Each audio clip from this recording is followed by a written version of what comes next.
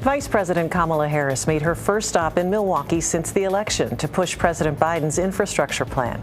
She toured the Clean Energy Research Labs at UW-Milwaukee and said the administration's $2 trillion plan would fund research projects like that if it passes Congress. It's not going to be easy. No. People out there are going to say that's too much. The vice president's visit here is a sign that Wisconsin remains an important state for Democrats. State Democratic Party Chairman Ben Wickler has announced he'll be running for re-election in the party's virtual convention next month. And he joins us now live on Upfront. Thanks for your time today. Thanks so much, Joyce, for having me on. Okay, I want to start with your priority should you win a second term. What is job one for you? Re-electing Tony Evers, should he decide to run, or defeating Ron Johnson, should he decide to run? Job one is re-electing Governor Tony Evers. He's been a spectacular leader for our state. I got my COVID shot. My wife got her COVID shot yesterday. Most Wisconsin adults are vaccinated or on track for their second dose. It's terrific, and we need to build on that momentum going forward. We've got to defeat Ron Johnson. We've got to grow Democratic strength down ballot, and we have to build the party and the progressive movement across our state and advocate for issues that make a difference in people's lives, get dollars into the bank, get kids into schools.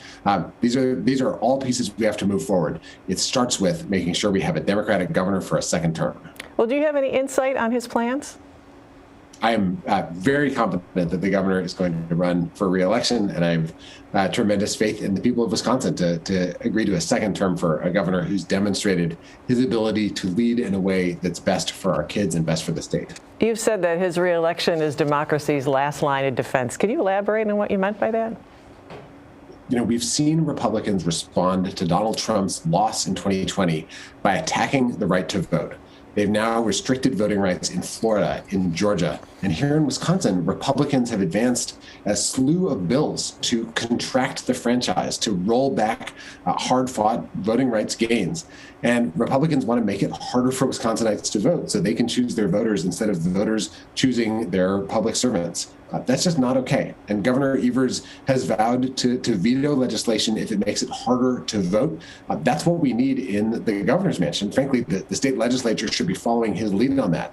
If Republicans win the governorship, they've made very clear that they will stop at nothing to rip away people's ability to make their voice heard through our democratic processes. And that's really a threat to democracy, not just in Wisconsin, but to the entire country, because we've been the tipping point state in the Electoral College for 2 presidential elections in a row. If Republicans win the governorship, they're going to make it harder for a national, free and fair election to take place by rolling back voting rights in Wisconsin. Governor Evers won't stand for that, and that's why we stand with Governor Evers. But the Republicans counter that the intent of these voting initiatives is to protect the ballot and to ensure there's election integrity.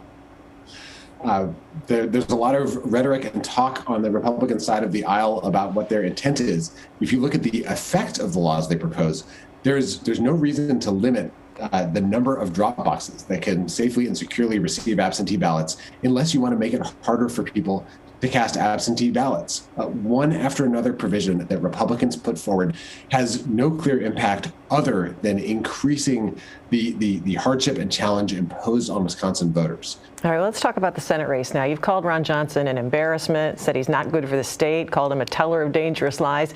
Yet he has won 2 Senate elections, underestimated both times. Do you think if he runs, his alignment with former President Trump helps or hurts your cause? If Ron Johnson decides to break his promise to only serve 2 terms and runs again, and it certainly seems like that's the track that he's on, he has wedded himself to a president who incited a violent uprising. He's made apologies and excuses for those who stormed the Capitol and injured 130 police officers. Maybe the number is greater than 130.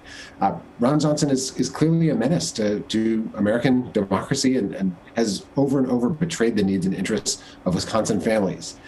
I think that is a disqualifying set of decisions by Senator Ron Johnson. However, we know that he benefits from his alliance with out-of-state right-wing billionaires. Former President Trump has already endorsed his reelection. So I think that Democrats who and folks in the general public who want a senator other than Ron Johnson should not underestimate Ron Johnson's ability to mobilize his voting base and get support from the extreme fringe of the Republican Party nationally. We have to take this election very seriously, even though there's no question that Ron Johnson's unfit for public office. Well, what's your plan of attack should Johnson decide not to run?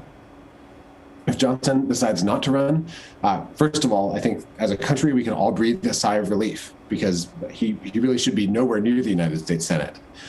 Then we've got to make sure we're supporting whoever wins the Democratic nomination. We have a slew of tremendous candidates. The nomination is on August 17th, and we'll find out who the Republicans put up. There are a number of different Republicans who are saying that they wouldn't want to run even if they could. We don't know what the field will look like.